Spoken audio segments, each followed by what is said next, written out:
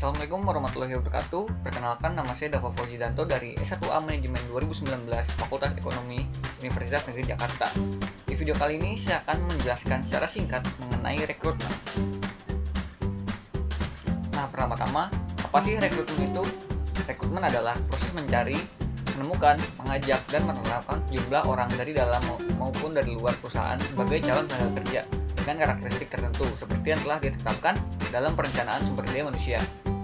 Hasil yang didapatkan dari proses rekrutmen adalah jumlah tenaga kerja yang akan memasuki proses seleksi, yakni proses untuk menentukan kandidat yang mana yang paling layak untuk mengisi jabatan tertentu yang tersedia di perusahaan. Selanjutnya, tujuan dari rekrutmen itu adalah antara lain: pertama, menyediakan sekumpulan calon tenaga kerja atau karyawan yang memenuhi syarat. Yang kedua, agar konsisten dengan strategi, wawasan, dan nilai perusahaan. Yang ketiga, untuk membantu mengurangi kemungkinan keluarnya karyawan yang belum lama bekerja. Yang keempat, untuk mengkoordinasikan supaya perekrutan dengan program seleksi dan pelatihan. Yang kelima, untuk memenuhi tanggung jawab perusahaan dalam upaya menciptakan kesempatan kerja. Namun, perlu diingat bahwa keberhasilan 100% dalam rekrutmen itu sangat sulit dicapai karena karyawan yang ideal begitu langka. Meski demikian, tim HR tetap harus mendesain proses yang optimal dengan membuat tahapan rekrutmen yang benar agar setidaknya mendapatkan kandidat yang dapat menjalankan peran dengan baik, selaras dengan budaya organisasi, dan memberi kontribusi yang baik bagi tim. Lalu, apa saja sih tahap-tahap dalam proses rekrutmen yang efektif? Tahap pertama, identifikasi jenis pekerjaan. Nah, di tahap ini kita mengumpulkan informasi tentang sifat dan jenis pekerjaan, terutama untuk posisi baru yang belum pernah ada sebelumnya di organisasi. Sebelum merekrut, buatlah lebih jelas segala hal yang akan dilakukan karyawan ke depan dan bagaimana peran tersebut mendukung pencapaian tujuan organisasi.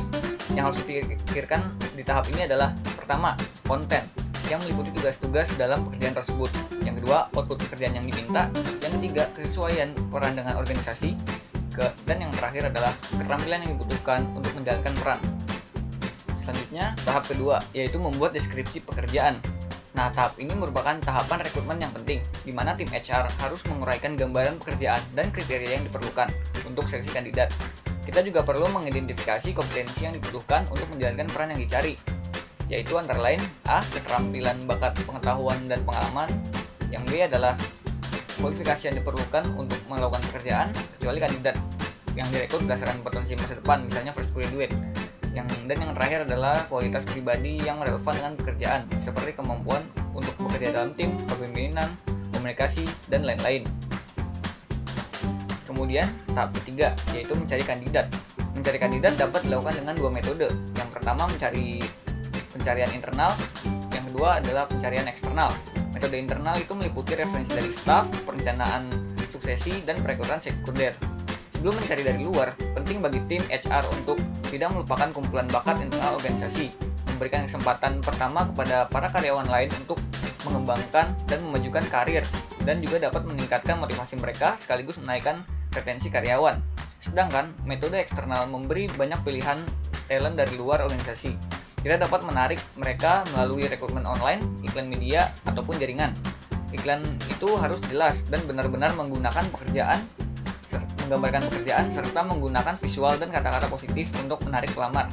Iklan itu harus menunjukkan yang pertama, persyaratan pekerjaan, kriteria yang diinginkan, lokasi pekerjaan, paket kompensasi, masa kerja, dan hal-hal penting lainnya.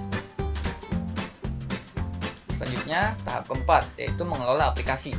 Ada dua format utama aplikasi yang biasa digunakan untuk screening awal oleh HR. Yang pertama adalah melalui CV, dan yang kedua adalah melalui formulir lamaran kerja. Nah, keduanya ini bisa dalam bentuk fisik kertas ataupun file elektronik atau soft copy. Formulir aplikasi merupakan cara mengumpulkan dan menyusun informasi pelamar dalam format yang konsisten, biasanya disediakan oleh perusahaan.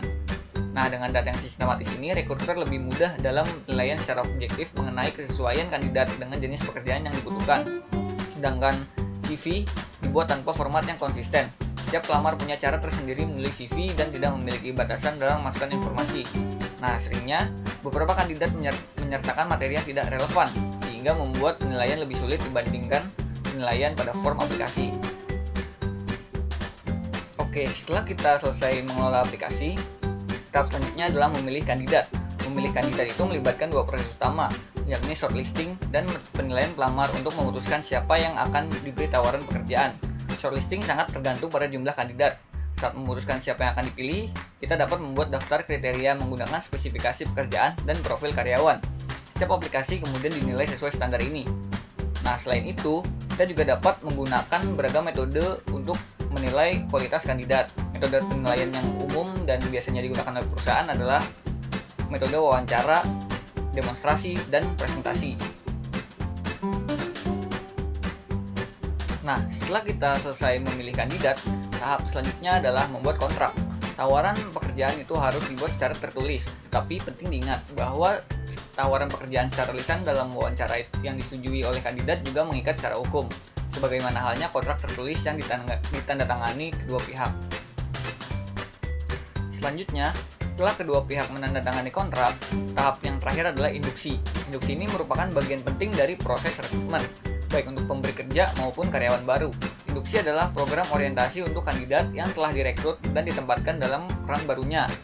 Nah, hal-hal ini meliputi antara lain, yang pertama, garis besar yang jelas tentang persyaratan pekerjaan atau peran. Yang kedua, orientasi terhadap lokasi dan fasilitas tempat kerja. Yang ketiga, orientasi terhadap tim kerja, nilai dan tujuan organisasi. Dan yang terakhir adalah mengikuti training. Baiklah, mungkin itu saja pemaparan singkat yang bisa saya berikan. Semoga bermanfaat dan mohon maaf apabila banyak sekali kesalahan. Kurang lebihnya mohon maaf. Wassalamualaikum warahmatullahi wabarakatuh. Terima kasih telah menonton.